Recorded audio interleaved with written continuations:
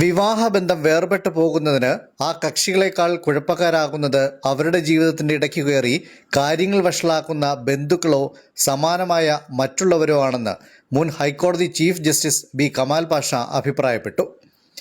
ഇവരെ സംരക്ഷിക്കേണ്ട നിയമങ്ങൾ പലപ്പോഴും ഇവർക്കെതിരായി പ്രവർത്തിക്കുന്ന രീതിയിൽ കേസുമായി ബന്ധപ്പെടുന്ന അഭിഭാഷകൻ കൂടി ബന്ധുക്കളുടെ പക്ഷം ചേരുമ്പോൾ ഒരിക്കലും യോജിക്കാത്ത തരത്തിൽ അവർ അകന്നു പോവുകയാണ്. ഇത് സമൂഹം തിരിച്ചറിയേണ്ട യാഥാർത്ഥ്യമാണെന്നും അദ്ദേഹം ഓർമ്മിപ്പിച്ചു. നാശമാക്കും. പിന്നെ കാരണം പരസ്പരം അടുക്കാൻ ഇടയില്ലാത്ത വിധത്തിലുള്ള ബന്ധമായിട്ട് അത് മാറും. അതിന് കാരണം എന്തെങ്കിലും ഒരു ചെറിയ പ്രശ്നം ഉണ്ടാവും. ചെറിയ പ്രശ്നം ഉണ്ടാകുമ്പോൾ ഈ പെണ്ണ് പതുക്കെ അതിൻ്റെ വീട്ടിലോട്ടൊന്ന് പോകുമ്പോൾ അതിൻ്റെ അമ്മയുടെ അടുത്തോ അല്ലെങ്കിൽ അതുപോലെ ആരുടെടുത്തെങ്കിലും ഒക്കെ പറയും, ഇങ്ങനെ ഒരു വലിയ ആഹാ അങ്ങനെ ഉണ്ടായോ എന്ന് ചോദിക്കും. നീ ഇപ്പം അങ്ങോട്ട് പോകണ്ട, നീ അവിടെ നില്ല പറഞ്ഞ് അവിടെ നിൽക്കും. കുറച്ച് ദിവസം ആകുമ്പോൾ ഇവൻ വിളിക്കാനൊക്കെ നടക്കും, പെണ്ണ് പോകത്തില്ല. അങ്ങനെയൊക്കെ ആകുമ്പോൾ പതുക്കെ പിന്നെ സംഭവിക്കുന്നത് എന്തെന്നറിയോ, നേരെ അപ്പോൾ ഇത് അവൻ വന്ന് ശല്യപ്പെടുത്തുന്നു, നമുക്കൊരു വക്കീലിനെ കണ്ട് കാര്യം ശരിയാക്കാമെന്ന് പറയും.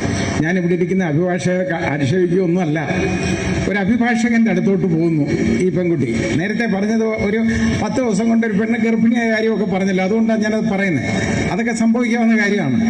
അഭിഭാഷകൻ്റെ അടുത്തോട്ട് പോയി കഴിഞ്ഞാൽ ആദ്യം ഉടനെ എഴുതി വെച്ച് അതപ്പോൾ അങ്ങോട്ട് പോയി 498A പഴയ അത് IPCയിലെ ഒഫൻസ് ആയിരുന്നു. ഈ 498A ജാമ്യം പോലും അന്ന് കിട്ടത്തില്ല, അങ്ങനെയുള്ളതാണ്.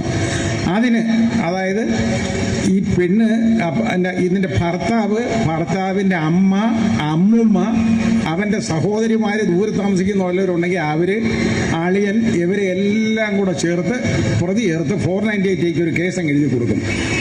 ജാമ്യം കൊടുക്കാതെ ചിലർ അകത്തിട്ടുണ്ട്, പല മജിസ്ട്രേറ്റുമാരും.